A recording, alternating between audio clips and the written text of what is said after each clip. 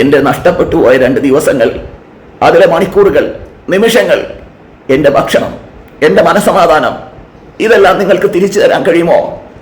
Can you give me back? Big ബോസിൽ power team ഇപ്രാവശ്യം ജയിലിലേക്ക് നോമിനേറ്റ് ചെയ്തിരിക്കുന്നത് ജാസ്മിനെയാണ്. നമുക്കെല്ലാവർക്കും അറിയാം, ജാസ്മിൻ എല്ലാ തരത്തിലുള്ള കുരുത്തക്കേടുകളിലും ചെന്ന് ചാടും. പലതരത്തിലും പല സമയങ്ങളിലും അവരെ പലരും ജയിലിലേക്ക് നോമിനേറ്റ് ചെയ്യാറുണ്ട്. എന്നാൽ ഇത്തവണ അവർക്ക് അതിനുള്ള അർഹത ഉണ്ടെന്ന് തോന്നുന്നില്ല. കാരണം ജാസ്മിൻ പ്രത്യേകിച്ച് കാര്യമായിട്ടുള്ള കുഴപ്പങ്ങളൊന്നും അവിടെ ഒപ്പിച്ചതായിട്ട് കാണാൻ കഴിഞ്ഞില്ല. ഈ പവർ ടീം ഇവരെ ജയിലിലേക്ക് നോമിനേറ്റ് ചെയ്യാനായി ഉന്നയിക്കുന്ന ഒരു കാരണം എന്താണെന്ന് വെച്ച് കഴിഞ്ഞാൽ, കഴിഞ്ഞ ദിവസം ഒരു ടാസ്ക് നൽകിയിരുന്നു. സാബു മോനും ശ്വേതാ മേനോനും വന്നിട്ടുള്ള, അവർ അതിഥികളായി എത്തിയിട്ടുള്ള ഒരു ഹോട്ടൽ പരിവേഷം ബിഗ് ബോസ് ഹൗസിന് നൽകുകയും അവർ അവിടുത്തെ അതിഥികളാവുകയും ഈ അതിഥികളെ സന്തോഷിപ്പിക്കാനായി ഇവർ ആതിഥേയരാവുകയും ചെയ്യുന്ന ഒരു കളിയാണ് ബിഗ് ബോസ് കഴിഞ്ഞ ദിവസങ്ങളിൽ ഈ മത്സരാർത്ഥികൾക്ക് കൊടുത്തത്. ഇതിൻ്റെ ഭാഗമായിട്ട് ടീമുകളായി തിരിക്കുകയും ഓരോ ആളുകൾ ഓരോ സെക്ഷൻ ഹാൻഡിൽ ചെയ്യുകയും അങ്ങനെയാണ് ചെയ്തിരുന്നത്.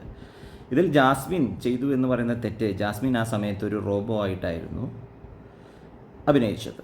റോബോ ഗസ്റ്റുകൾക്ക് വേണ്ട കാര്യങ്ങൾ ചെയ്തു കൊടുക്കാൻ നിയോഗിക്കപ്പെട്ട അല്ലെങ്കിൽ ഫീഡ് ചെയ്യപ്പെട്ട ഒരു റോബോ ഇവരെ അസിസ്റ്റ് ചെയ്യാൻ അവിടെയുണ്ട്. ആ റോബോ ആയിരുന്നു ജാസ്മിൻ. ജാസ്മിൻ അതിഥികൾ പറഞ്ഞ പ്രകാരം എല്ലാവരും ലിവിങ് റൂമിലോ മറ്റോ വന്നിരിക്കാൻ പറഞ്ഞപ്പോൾ ജാസ്മിൻ ആ കമാൻഡ് അനുസരിക്കുകയാണ് ചെയ്തത്. അത് അവർ നേരിട്ട് പവർ ടീമിനോട് പറഞ്ഞപ്പോൾ അതിലെ പല ആളുകളും അത് വിസമ്മതിക്കുകയും റസ്മിൻ ഇതിനെ തുടർന്ന് ജാസ്മിനെ കൈതട്ടി മാറ്റുകയും പിടിച്ച് തള്ളാൻ ശ്രമിക്കുകയും ഒക്കെ ചെയ്ത് അവിടെ ഭയങ്കര വിഷയമുണ്ടായി. എന്നാൽ ജാസ്മിൻ ഒരു റോബോ ആയിട്ട് അഭിനയിക്കുകയാണ് ചെയ്തത്. അവിടെ ജാസ്മിനെ കുറ്റം പറയാൻ പറ്റില്ല. ഇതിനെ തുടർന്ന് ബിഗ് ബോസ് 2 പേരെയും കൺഫെഷൻ റൂമിൽ വിളിപ്പിക്കുകയും ആ പ്രശ്നം സോൾവ് ചെയ്യുകയും ചെയ്തു. ഇതിൻ്റെ ഭാഗമായിട്ട് ആ ടാസ്കിൽ നിന്ന് ജാസ്മിനെ മാറ്റി നിർത്തുകയും ചെയ്തു.